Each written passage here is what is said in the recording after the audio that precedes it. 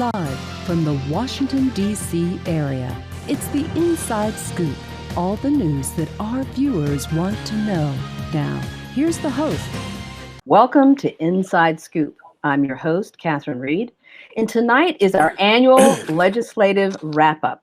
This is something that John Horsch of SALT, Social Action Linking Together, every year puts together so that we can hear from our legislators in Richmond about some of the highlights of the session, specific to the advocacy work that SALT has been doing. John Horsch, who's the founder and he is a coordinator with SALT, has actually been doing this legislative advocacy since 1983. And his focus really is on Virginia's most vulnerable families. And so tonight we're going to be talking about TANF, temporary assistance for needy families. And if that's a mystery to you, hopefully we'll clarify that. And also about criminal justice reform and particularly what's going on in Virginia's prisons. Joining me tonight is Senator Dick Saslaw, who is the most senior member of our delegation tonight. Senator Saslaw Senate in 1980, after serving in the House prior to that. Senator Janet Howell has been serving in the Senate since 1992. And Senator Barbara Favola and Senator Adam Ebbin have been serving since 2012.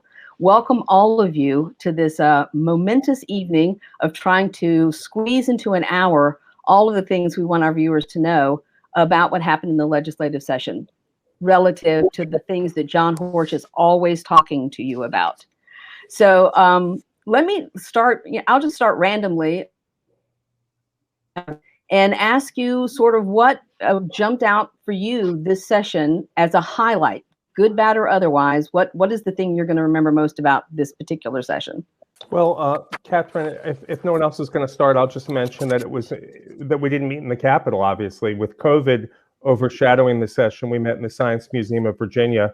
The Senate did, in person at least, wearing masks and being socially distant. But it was still strange not having the public directly with us in committee rooms and that sort of thing.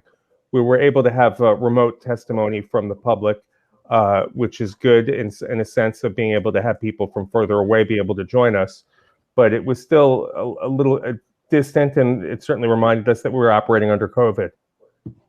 And I have to mention, too, that you had the untimely death of one of your Senate colleagues, Ben Chapin, down in Southwest Virginia. And that was kind of a dark cloud under which to start this session with all of you not in the Capitol and trying to do things in a new way that's never been done before. So Senator Favola, what was sort of your biggest memory of this session?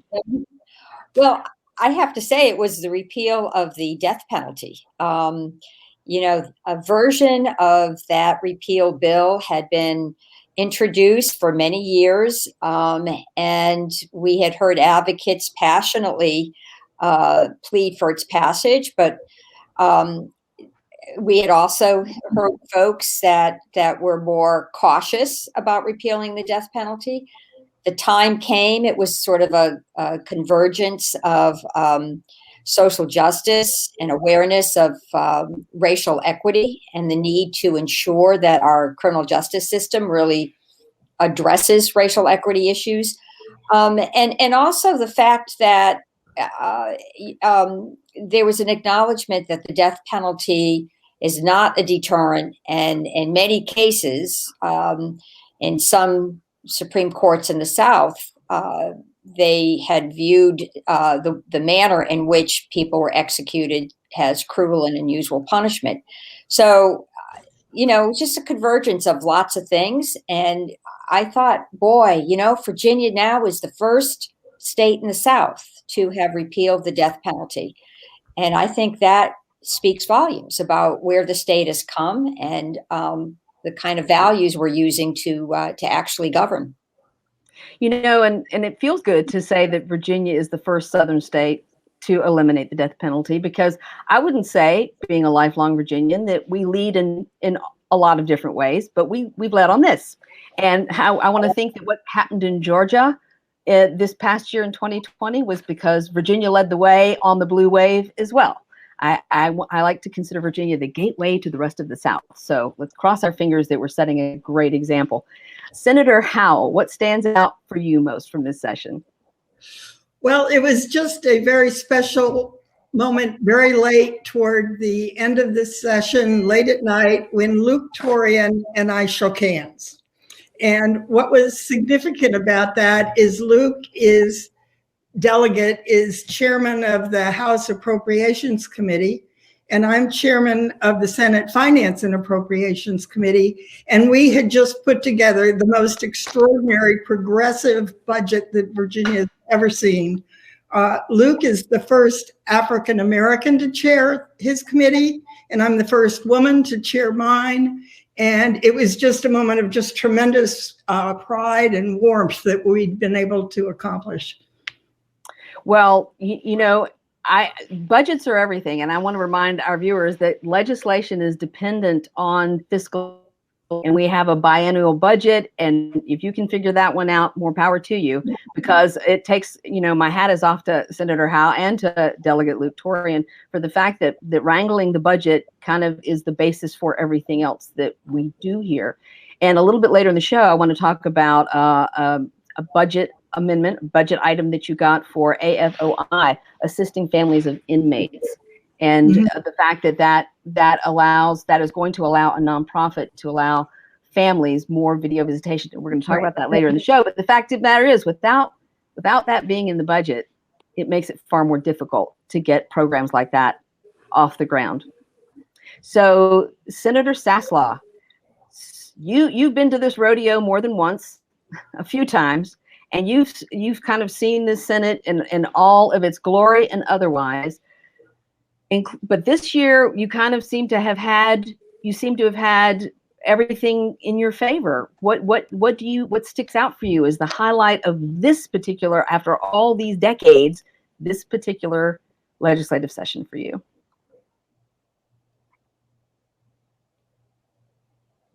Oops.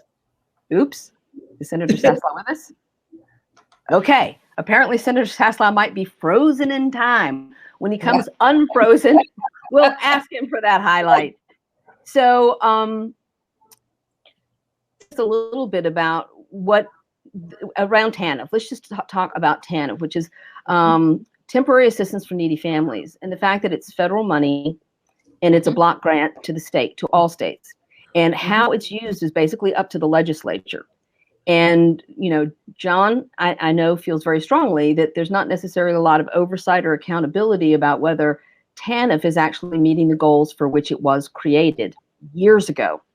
And so it's kind of inched up. Perhaps we should start with Senator Favola about how John, since 1983, has been chipping away at trying to increase the amount of TANF and in the percentage of families eligible for TANF in Virginia. If you could talk a little bit about what that looked like this year. Sure. TANF stands for Temporary Assistance to Needy Families, and the average family on TANF really is a mother with 2 children. And, frequently, I know John cares very much about reentry programs. Frequently, the moms that are receiving TANF may have been incarcerated, or certainly have had some moments in their lives where they faced unemployment or some other situation which made it difficult, if not impossible, for them to support their children. And TANF was intended to be a helping hand to help these families stay together, and to enable the mother, again, who was often the breadwinner, to get some job training and some education. So when I first started in the Senate, I couldn't get lawmakers to agree to do a increase, what we would say, to change the base budget. It would always be so there'd be a bump up in the payment going forward. So for a couple of years, we did a one-time benefit to TANF recipients. But this last year, and I do want to give credit to our those who sit on the Appropriations Committee and Senator Howell, we did get a 10% increase in the TANF payment, which I feel really good about, and I believe the families will as well. Another very important thing that happened, which I know John and others who were involved in sort of this this whole reform effort for our programs that are supporting families. The employment program under TANF, this year we passed legislation that allows individuals in the employment program to not have to count their subsidized workforce money against their TANF payment. So they have an opportunity to get job training or to be in a job where there is some subsidy because they're learning or they're going through a training program, and they won't be penalized for that. And that legislation also increases the payment to employers to $1,000 a month to encourage them to take some of our TANF. Again, they're mainly moms, our TANF moms, to help them learn a trade or get some experience. So this was a big breakthrough. Delegate Tran had carried the legislation. My committee, Rehab and Social Services Committee I chair in the Senate, heard that bill, and we were really excited about it. And I think we're gonna be able to make some headway now. Do you think it's realistic to think that we could ever reach 50% of the poverty level? Yes. Senator Howell, you're shaking your head. Is that a realistic expectation? I hope so. Yeah. And I mean, my intention, as long as I'm there and chair of the committee, is that we'll increase at least 10% each year till we get there. But I did, if you don't mind, want to go down memory lane a little bit, because John Horsch and I started working on TANF in the 1980s together. We were on the Fairfax County Advisory Social Services Board. And even, especially back then, it was bad. And then it got worse in terms of funding for families. And John and I sort of split. He stayed in advocacy and put together SALT and other really great groups. And I then went directly into the politics and the policy. But we've had quite a run together, and I think it's all beginning to pay off now. And so, Virginia was sort of a leader in welfare reform under the Clinton administration. Now people are talking something a little bit more radical in a universal basic income. And there are actually pilot programs in cities like Stockton, California. So I see people shaking their heads. Adam, do you want to take a stab at whether you think universal basic income is a reality? I'd like to hear what all of you have to. Well, I don't know about in Virginia, but I do know that people before the pandemic were poo-pooing it, and that then when the government was able to provide some assistance for strategic initiative on getting the economy going, people felt differently when people really were putting it to good use. I don't know, though, that we're ready for that in Virginia. We've got a lot of other needs, too. Okay, so Senator Howell, Senator Favola, what are your thoughts on universal basic income? Well, I will say that we're partly there with President Biden's rescue package and the child credit, the tax credit. In effect, that's giving families money. If they have one child under the age of 6, you get $3,600. And if the child is 6 to 17, you get $3,000.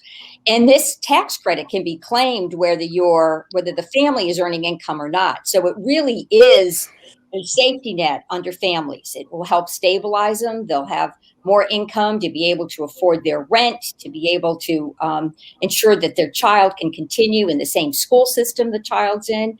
They'll be able to put food on the table.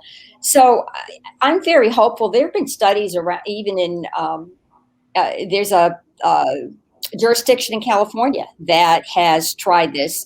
They've got 150 people, and they're giving them, I don't know, what is it, $1,000 a month? And it is a straight income grant. And they want to see actually what's going to happen. And their preliminary analysis was that folks were able to take the money and actually improve their lives, take time off from these low-paying jobs, go get a college certificate, or get a higher level training certificate. And in effect, they started earning more money and they were able to pay more in taxes. Now, this is a very preliminary analysis, but this is going on in one of our cities in I don't want to name it because I can't remember which one it is. It's Stockton. It's Stockton, California, and it's $500 per family. And what they found is that when people could keep the lights on and food in the refrigerator, it gave them a lot more time and energy to do the other things to stabilize their family's income, like get a certificate, Right. be entrepreneurial. And so, all of these things, and I just want to kind of throw this out there too, about what's happening with the Biden administration, what's happening on the federal level. These direct stimulus payments are basically saying the best way to help families in need is to give them money. The second thing is the child tax credit, cutting child poverty in half. Like, that's happening at the federal level, which is an asset to all of us, including Virginia. We're talking about paid family leave and paid time off. And then Biden comes out and stands behind unions.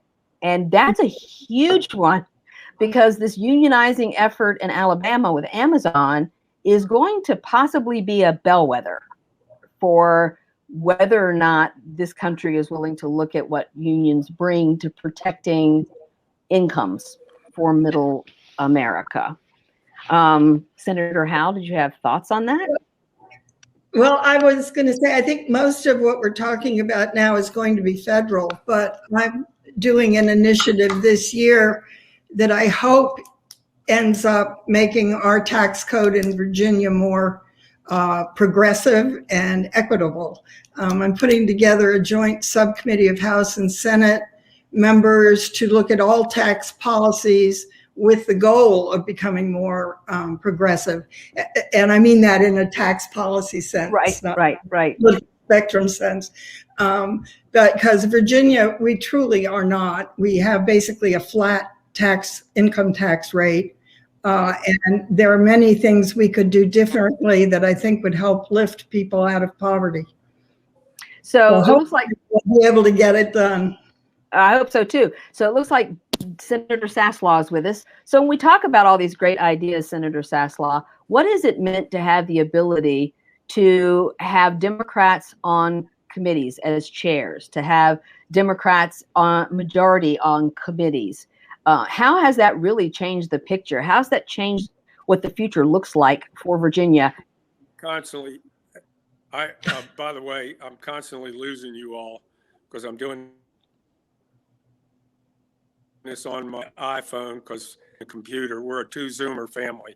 So if you lose me, I'll try to get back. First of all,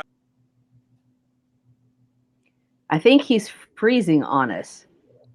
So I'm going to kick this one over to Senator Howell, just about how the future has changed because the structure of the Senate has changed.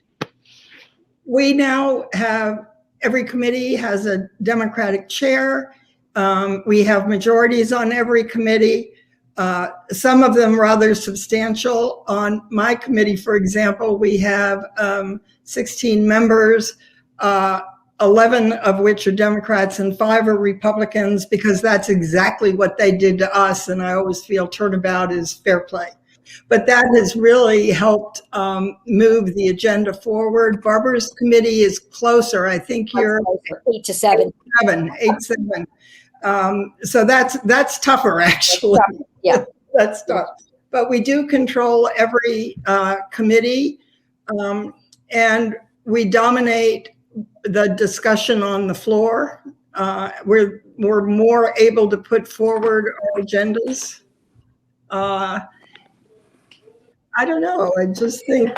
Well, but I keep looking at the fact that that because it is so close in the Senate, it's 1921, except we don't have Senator Chafin with us. We didn't have him this legislative session, so it's gone from a gnat's whisker to razor thin, and so sometimes that does present, issues about keeping people kind of on task to get things done. And as I mentioned, Justin Fairfax is a Democrat, and he is the tie-breaking vote in the Senate. So when it comes down to a tie, you have him on your side. Obviously that House doesn't have that structure.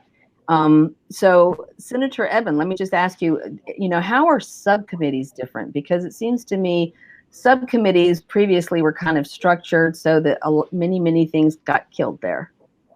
Well, in the Senate, we have fewer subcommittees. That's more of a House thing. There are some subcommittees, like Education and Health has an Education and Health subcommittee. Senator Favola's committee has some specialized committees for big bills. But we don't have as many subcommittees, so that's more of a House thing. I will say, though, that I agree with Senator Saslaw in having the majority. The difference is night and day. We can assume that Democratic initiatives are going to move forward. Although people need to remember that we do have just 21 Democrats, so that if one differs for regional or for whatever reasons, or two differ, a bill can die because of that. So it's not a huge majority, but we're happy to use the majority to advance Virginians' lives. And what do you think about sort of was this backlog? There was like 25 years in the desert before we got to this magical place where the planets and the moon and the stars have all aligned. And so there's this pent up, and I think we saw that last year. There was things that were a priority.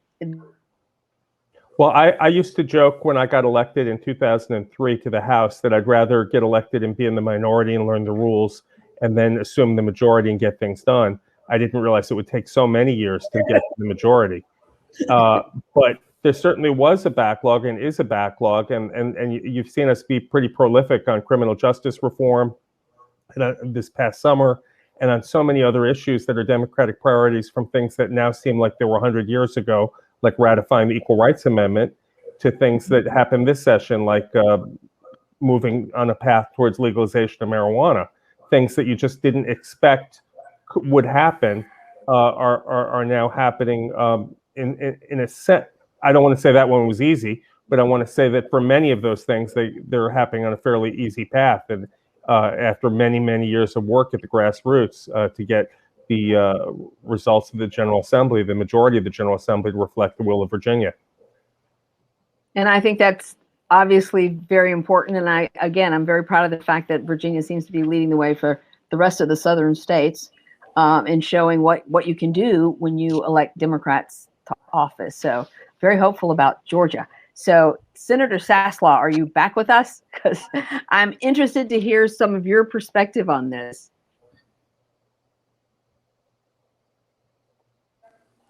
On which item? So as far as getting things done in the Senate, I don't think he's with us. Okay, I think he's not with us. So talking a little bit about the agenda for working families and people living in poverty. A great many people were thrown into poverty because of COVID. And it basically revealed what we always knew was there: tremendous disparities, evictions, having to have legislation. Again, the federal government led on some of these things, some protections, direct funds from the federal government to people. But what we have discovered in Virginia is that people who lived precarious existences were thrown into, desperate situations.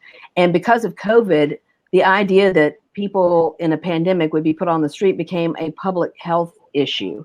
And in the middle of all of this, too, we had to deal with a lot of racial unrest that put people in the streets as well. There's just been I don't know if any of the four of you can remember a time when there's been quite this much turmoil, ever around and trying to legislate in the middle of it, which has to be just a really hard hill to climb when there seems to be so many incredibly important competing interests. Just again, I'll kind of go and ask each one of you, what's it been like to try to stay focused, and how much is the priorities shifted a little bit from, where you thought you'd be to what you're having to address right now? Senator Favola. Well, that's a great question. When we left our session in 2020, I can remember driving home this same time, I guess around March 12th in 2020, and the governor telling us that we were to stay home, and he had an executive order in place. So it was, I felt, oh my goodness, we had just passed a whole package of gun safety legislation. We had taken steps in all kinds of areas. We had given local governments the authority to do collective bargaining by ordinance. We had made headway in protecting a woman's right to access reproductive care, including abortion care, in a safe way. So I was thinking, boy, we're just going to continue on an agenda that is really important to Virginians. We had made headway in the environment. We were the first Southern state to pass the Clean Economy Act. So, my mind was on, gee, what are we going to do next to ensure that Virginia, really becomes the welcoming, vibrant, inclusive state that we all want it to be. And but things changed, because then people's lives changed as a result of the pandemic. Folks, their day-to-day lives were turned upside down. People were telecommuting. Children were learning virtually. So the whole context of how to support schools took on a very new and very urgent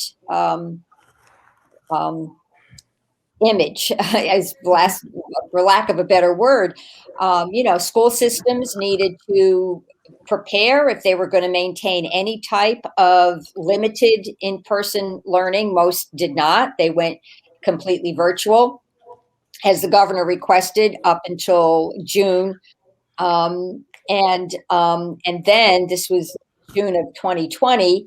And then some school systems, tried to evaluate how to best help children who didn't have broadband, who didn't have access to food because families were unemployed, and then the whole 9 yards. So some of our workers, essential workers, were not getting paid enough to actually pay their own rent. And then we had folks being unemployed. So we had to change our mindset from sort of the agenda we thought we were going to work on to an agenda that was really going to provide a necessary safety net so Virginians could maintain a certain amount of health and dignity during this pandemic.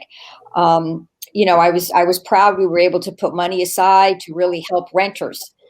Our unemployment, we improved unemployment insurance in Virginia and added a state unemployment element to what the federal government was providing, which again was helpful to Virginians.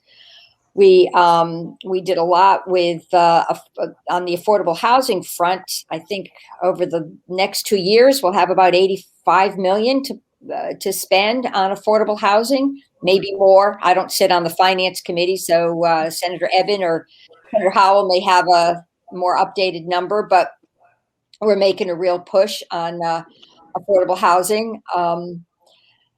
So there we are. But there's a lot. There's an awful lot. And we're going to go to a short break. And when we come back, I hope everyone will join us, because we're going to hear more about what these legislators have to say about what happened this session. So please join us after the break.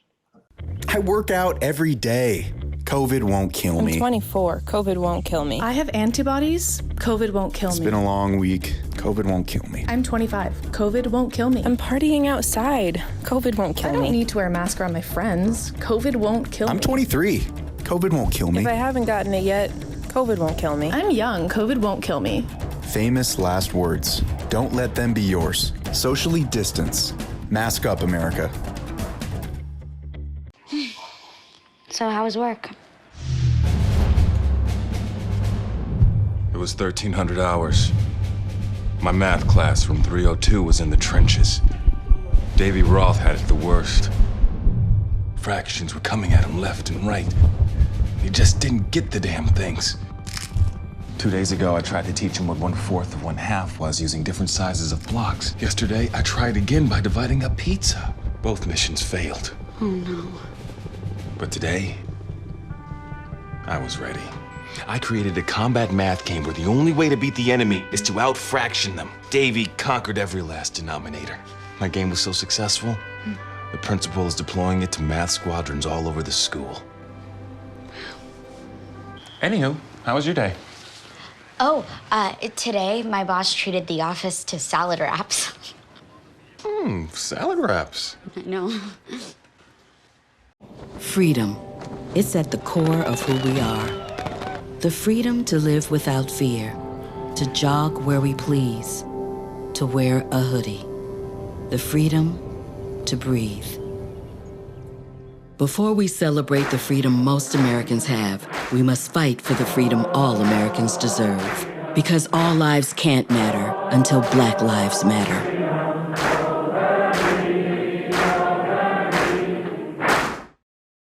Our fight against coronavirus isn't over. Let's wear face masks in public. Stay 6 feet or more from others. Follow state and local guidelines. And wash our hands frequently. Let's move forward together. Learn more at coronavirus.gov. We're back to the Inside Scoop. Here again, your host. Welcome back to Inside Scoop. I'm your host, Catherine Reed, and this is our annual Richmond wrap-up with 4 members of the Virginia Senate talking about what happened this legislative session in Richmond. So joining us is Senator Dick Saslaw, Senator Barbara Favola, Senator Janet Howell, and Senator Adam Ebbin. So we were talking about, before we went to break, sort of what you thought you were going to do and what your plan was, and then how you had to pivot to the things that required action. So Senator Howell, I'm going to ask you, what ended up being that shift or that pivot or that thing that just ended up taking center stage?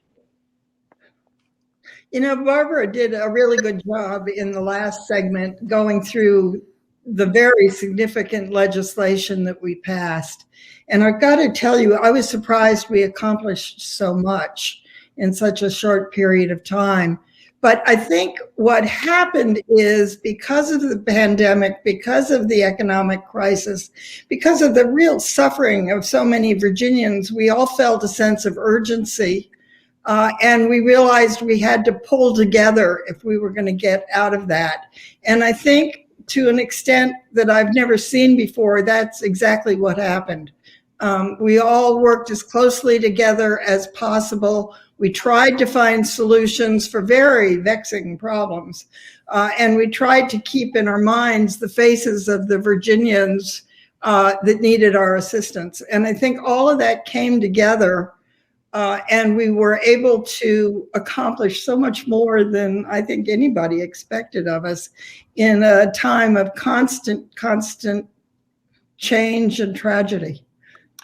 So do you think it made a difference? Like over on the House side, they were limited to 7 bills each.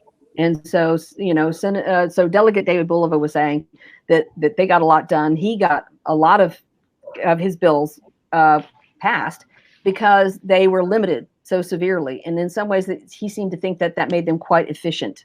So some of things like that, I wonder if we will keep them. I mean, are there opportunities? Are there aha moments in how the last 2, the special session last year and this year's session, have, because you were forced to do things differently, are there things that we can keep?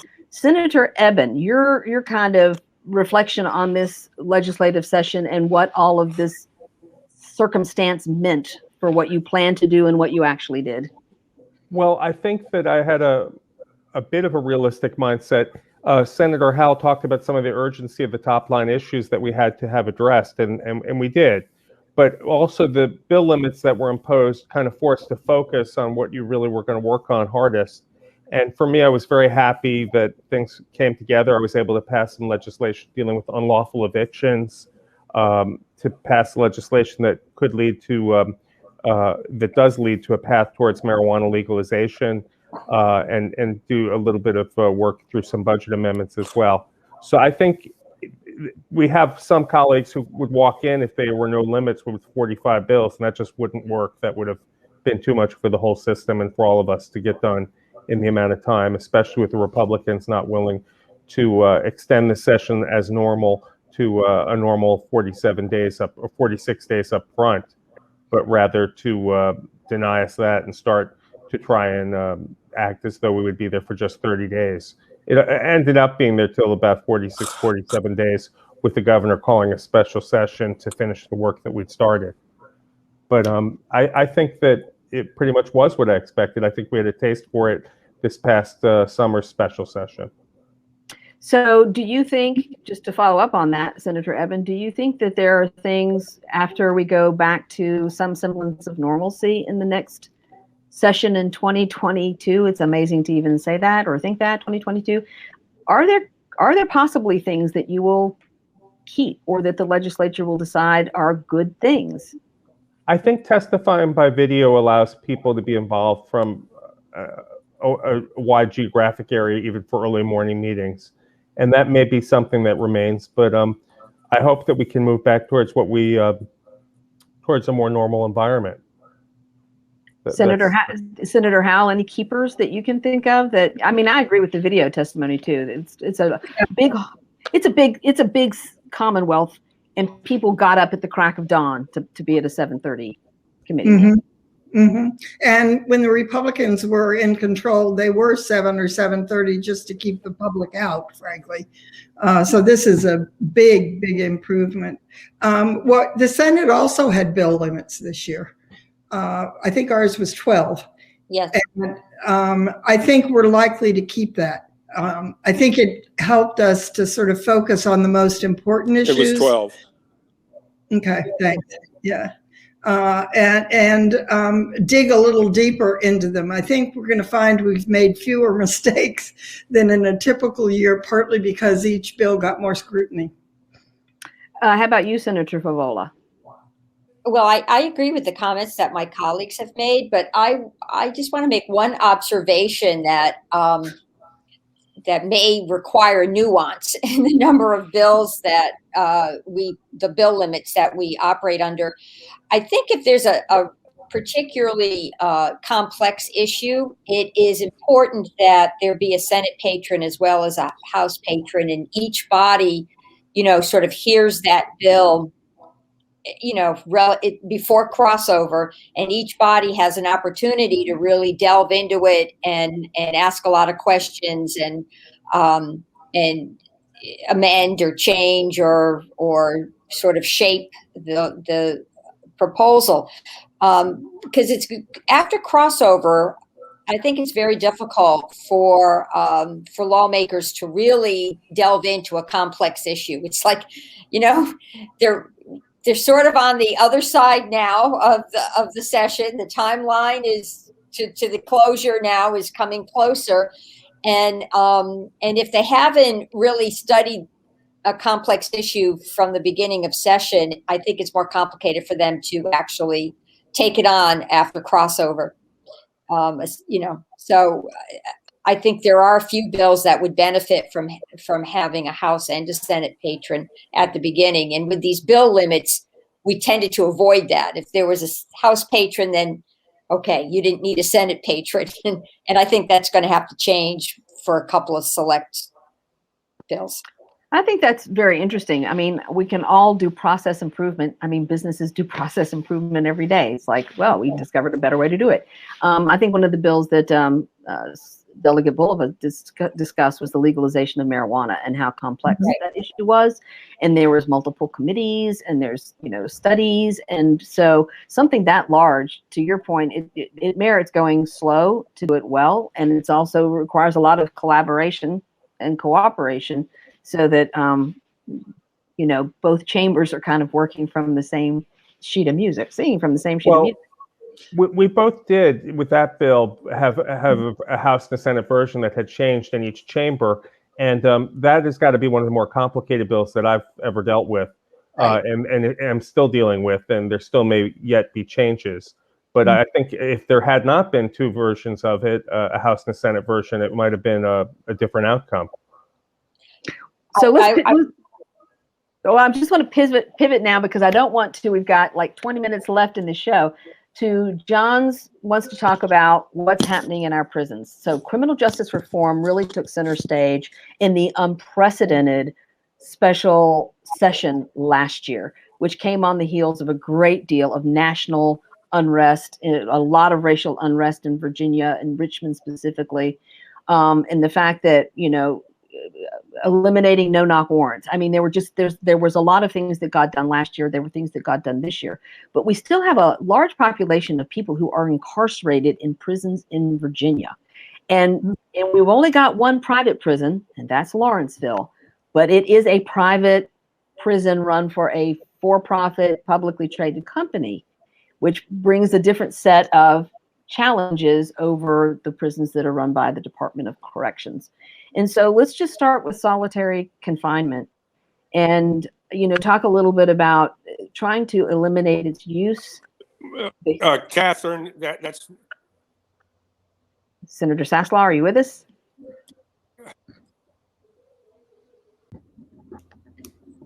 So we may have lost Senator Saslaw. Yeah. Can I call on one of the other, Senator Ebbin? Did you want to talk to?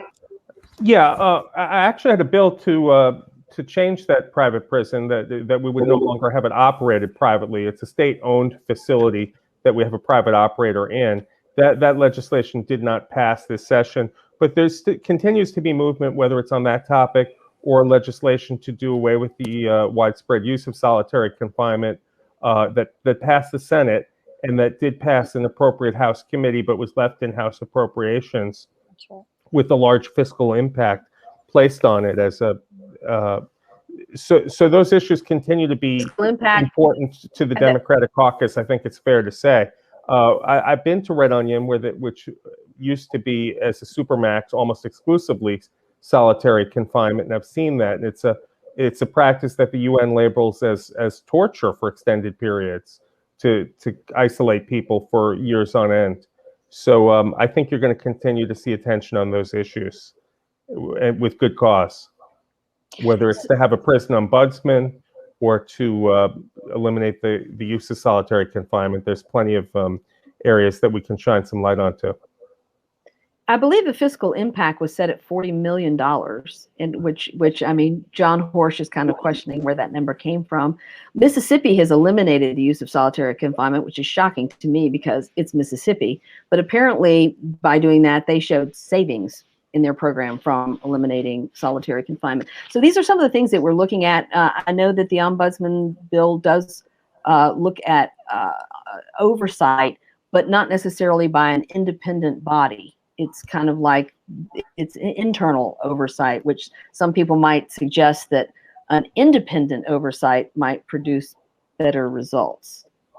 I just want to say part of my committee did hear the Senator Morrissey's bill on banning isolation, and part of the fiscal impact, or it wrapped itself in the conversation we were having in our committee. He really wanted mental health services to be provided to individuals who, were for behavioral reasons or for their own safety or for the safety of others, were put into isolation. He felt there needed to be, an evaluation, a treatment program. And I think there's absolutely a need for that. But he didn't have a phase-in period. His bill would have taken effect July 1, 2022. So I guess it was a 1-year delay, but that was part of the fiscal impact. That makes sense. One of the problems with our whole fiscal impact system is it only deals with costs. It doesn't deal with savings. So that's why it turned out that way, along with the mental health piece. Yeah. But we have referred this now over to JLARC to do more analysis in the costs and benefits of getting rid of solitary confinement. So I'm reasonably confident we'll be able to get that done next year. Right. Well, I hope so. And because, like I said, we have, and we're not alone, but Virginia has a high number of incarcerated individuals. Another question to ask is about juvenile offenders and long sentences for juvenile offenders. There was an article recently about a man who got out of. Catherine, can you hear me? I can hear you now. Can you hear us? What I was going to say is we definitely need to reform solitary confinement, but you can't totally get rid of it, because there are some people that you have to do that either for their safety or the safety for other prisoners. The most glaring example would have been the situation involving the burn-in of Alcatraz.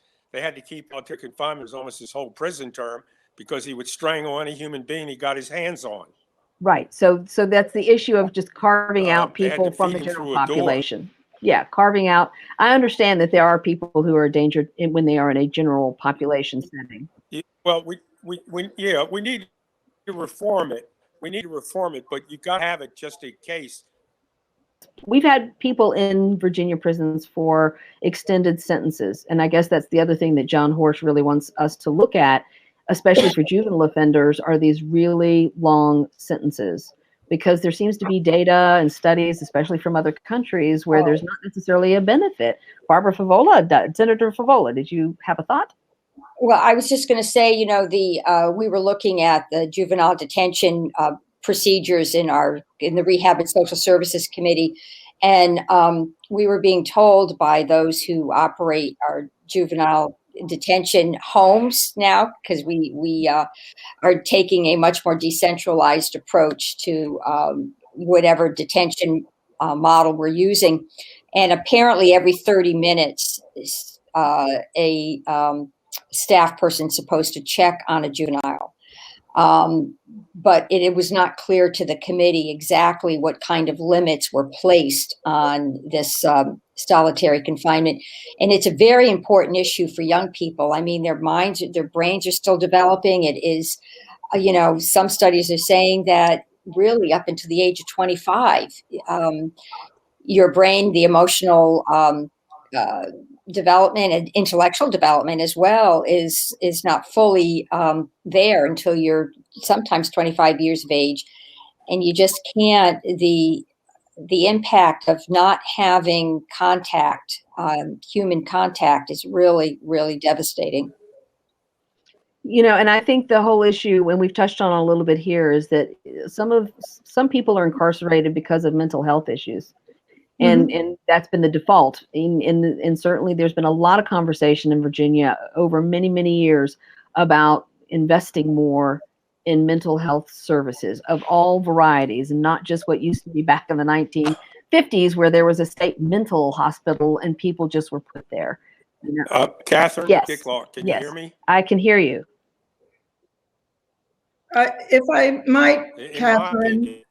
Close to a quarter of our population could be reduced to doing other things. Yes, Senator Howell. There has been a lot of work done in the last 8 years or so on the junction between mental illness and criminal justice. And Virginia has actually made tremendous strides in this area. And I really have appreciated the support we've gotten as we're making those reforms. And I want people to know they are happening. They're very important. Senator Deeds, who, as you know, had a terrible tragedy in his personal family, has been chairing a committee that I serve on. And I think if you look at the body of work of Senator Deeds, you'll see that Virginia is actually coming out ahead of most other states, and certainly southern states. And I know that there's a lot of programs like here in Fairfax County that have been instituted to address mental health issues as not a criminal complaint. De-escalation training. So I know that locally too, they're trying to steer people out of the criminal justice system. And so I was just going to say, in the state, to Senator Howell's point, the state has really increased funding for crisis intervention centers. Yes. So law enforcement can take individuals who have behavioral problems. They do not have any intent to break the law. They're suffering. They're just suffering. And they can now be taken to community-based programs. So those crisis intervention centers are growing. Mobile units now are becoming more popular. And this whole, to get to your point on criminal justice reform, we put money in the budget that will support different types of models where police could, if a community chooses to do this, the police could respond with a mental health worker to many of the calls that come in to the dispatcher. So So we're trying very hard because unfortunately, there's a large percentage of calls that really are more mental health based than they are, criminally based. And so consequently, people are incarcerated who have mental health issues that are not necessarily being treated for their mental health issue. I noticed there was a bill. We're trying to avoid that. We're trying to stop that. But and wasn't there a bill too about addressing mitigating information in a criminal case about people with cognitive disabilities and mental health issues? Because up to this point, you either were totally in your right mind or you were insane, and there was nothing in between to say that you had autism or a prior mental health issue or anything like that. Senator Ebbin. There was too. The bill that Senator McClellan introduced, that I guess Senator Favola had co-patroned, does see that jurors and judges are made aware of a more total picture of the person's capacity and what happened that may have, if there have been extenuating circumstances, that sort of thing. That seems huge to Senator Favola. I know the autism community must have been, ecstatic. Well, this was in criminal cases where individuals were not pleading guilty by reason of insanity. These were criminal cases in a different category. And the bill will allow now expert testimony to come forward and be considered by the judge. I'll tell you that was hotly debated. There were several times that bill was almost defeated because there was difficulty in defining what was mental illness or what was an intellectual disability. It was a challenge. I'm glad we got it over the finish line, right? So congratulations, yes. Because for families, particularly, whose children are adults with intellectually or cognitive disabilities, they are just as afraid of their children being out in public as families of color are concerned about their children being out. And so we have to start to raise awareness at the very least that among us there are people who have challenges that might look like they are not responding appropriately to law enforcement. But so I'm glad to hear that passed, and it just gives me a great deal of hope that these issues were, and again, John Horsch has been chipping away at this.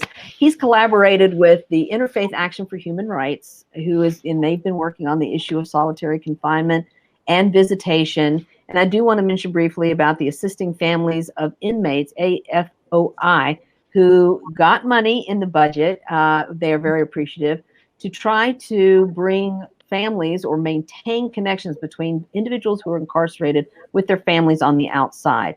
And because of the proprietary video technology company that's used in the prisons, there's a set rate. It's more expensive than many families can afford. And yet the reentry programs there's one in Florida that says that this video visitation, the connection with families and those who are incarcerated, has reduced recidivism by 30%. And so this seems to me that it's a very worthwhile effort. And I'm so glad that $250,000 is going to help with that effort really hit its mark. Anybody like to address sort of I was happy to introduce that budget amendment. And the reason is that one of the greatest predictors of whether you're going to have a recidivism or success when someone reenters the community is whether or not they have a connection with their family, and whether or not they have a place to live, and whether or not they have a job. And that certainly can improve at least two of those conditions, having a place to live and having a good connection with the family.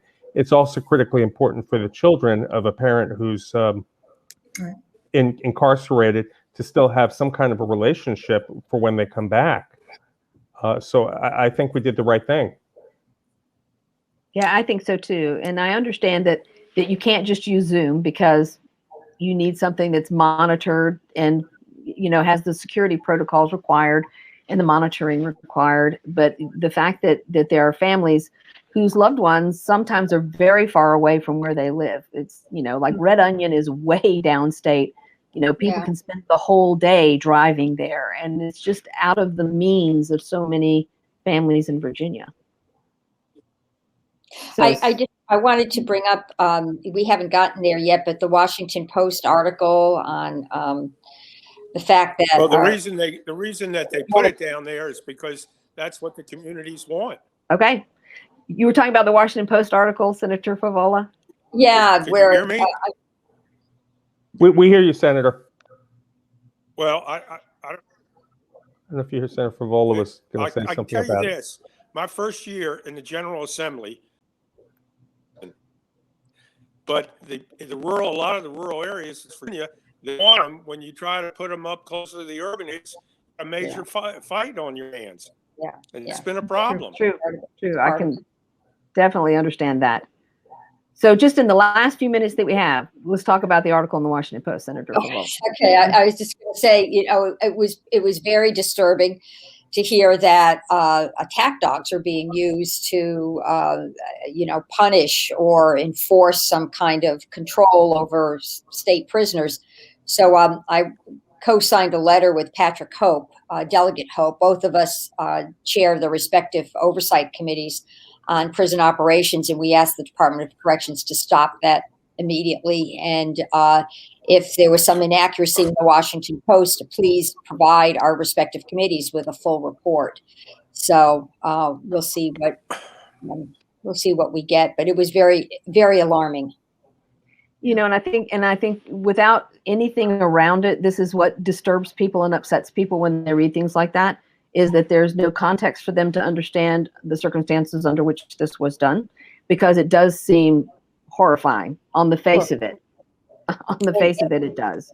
And violates the Geneva Convention in terms of humane treatment and a few other things. So we wrote a letter asking the Department of Corrections to explain exactly what was going on, but to stop using these attack dogs in that manner. So, well, I'm happy to share my letter, but I don't have the explanation yet. Well, we'll all wait, and I will tell people to stay tuned for that. I want to thank everybody for being on tonight. This is something that John does annually to try to connect legislators with public policy, with advocates, with outcomes in our community, because those things all are related, even though maybe people don't always see that as clearly as we would like them to. So this has always been a terrific annual report back from Richmond, and I appreciate everyone's efforts. It's been an unprecedented year. You all have done a tremendous job as part-time legislators. You've been asked to do unbelievable things, and you've done them. And so on behalf of the rest of the Commonwealth of Virginia, thank you for your service. And for those of you at home, this has been Inside Scoop.